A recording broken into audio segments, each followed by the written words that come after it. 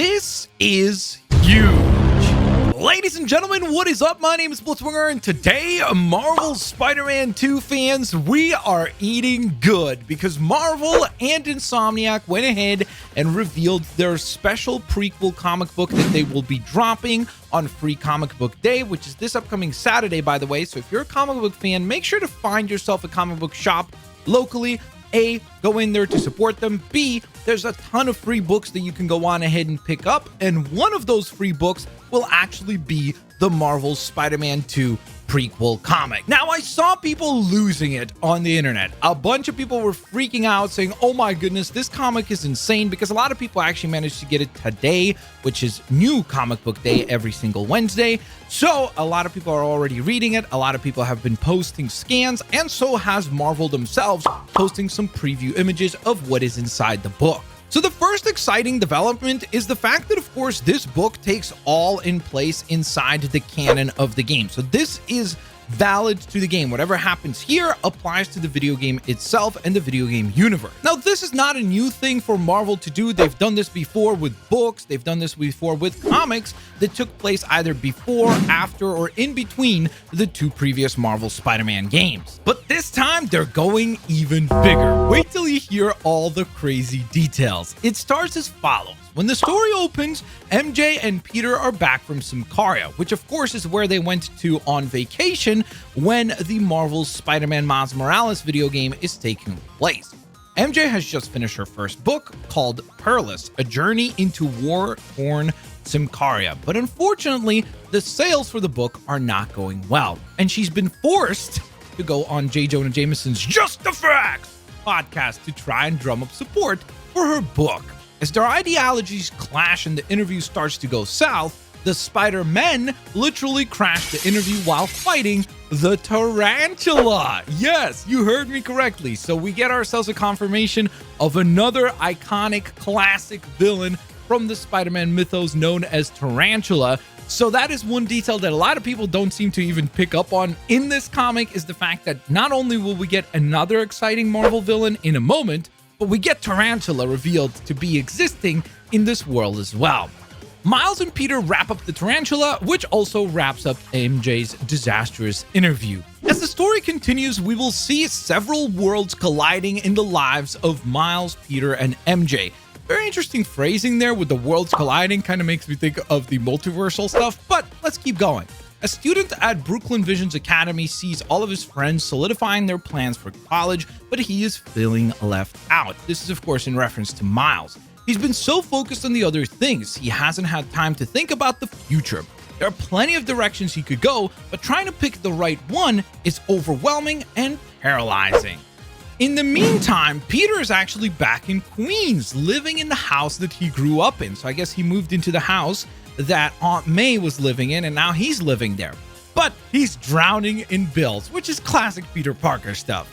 May had mortgaged the house to keep Feast running during the events of Marvel's Spider-Man, and now Peter is left with the responsibility of finding a new job in order to make the payment. MJ would make a perfect housemate to help with the mortgage, but she needs to stay in the city for her job as an associate editor at the Daily Bugle, which is awesome. So we have full-on confirmation that she's the associate editor now. At least that's what she tells Peter. There's an unspoken tension between them, as both struggle to take the next step in their relationship. So obviously we get a little bit of that classic kind of drama that Spider-Man stories are known for, with both Miles having to figure out how to go on ahead and take those next steps in his life towards adulthood, and with Peter, who is now well into his adulthood and has to figure out how to take those next steps, becoming a homeowner and thinking about starting up a family. But here's where it gets even crazier. On top of all that, there's a new gang in town, and they appear to be using magic. So they're definitely starting to get a little bit more mystical and mythical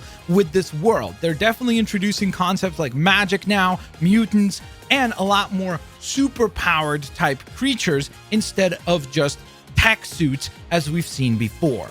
Our heroes work together to track down and confront members of this gang using their superpowers to uncover the gang's leader, the Hood. Yes, that Hood, the character that will be appearing in the upcoming Ironheart TV series for Disney Plus now exists in this game. So obviously that's pretty exciting because it also introduces a lot of possibilities as far as magic and a lot of other characters that surround magic, like a certain someone by the name of Doctor Strange.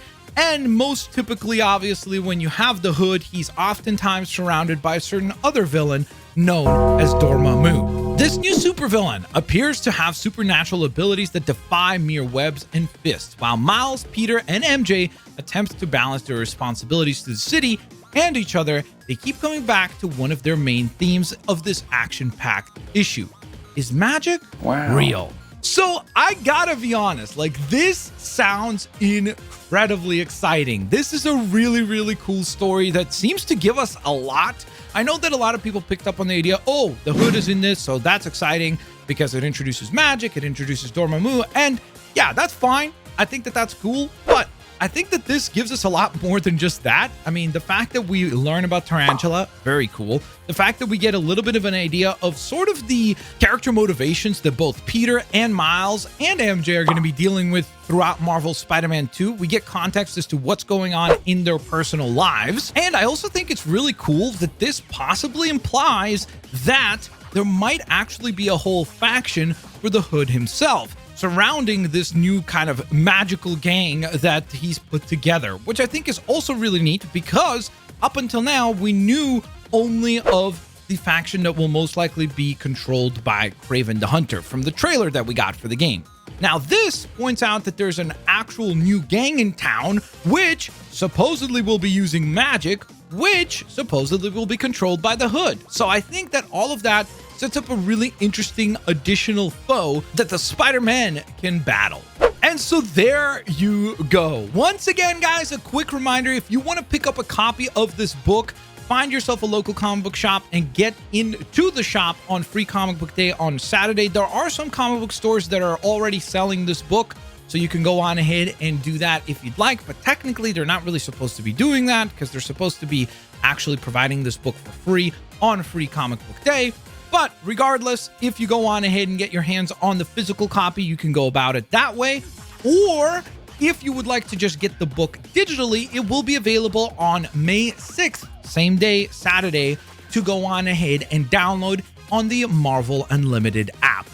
So there you have it, guys. Huge news, huge developments. The hype is starting to go on ahead and bubble over. Oh, I'm so excited that I completely forgot about the fact that Insomniac and the PlayStation blog themselves went ahead and confirmed the fact that the game is still slated to release in the fall, with one of the paragraphs in their promotion for the new $50 price point for the remastered Marvel Spider-Man.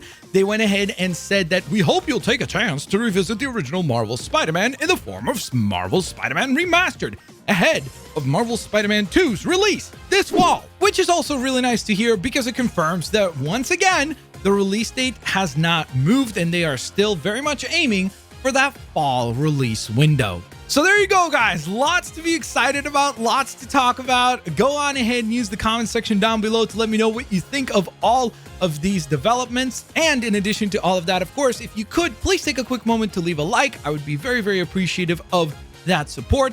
And if you'd like to watch more Spider-Man videos, you can click one of the ones on your current screen. Thanks all for watching.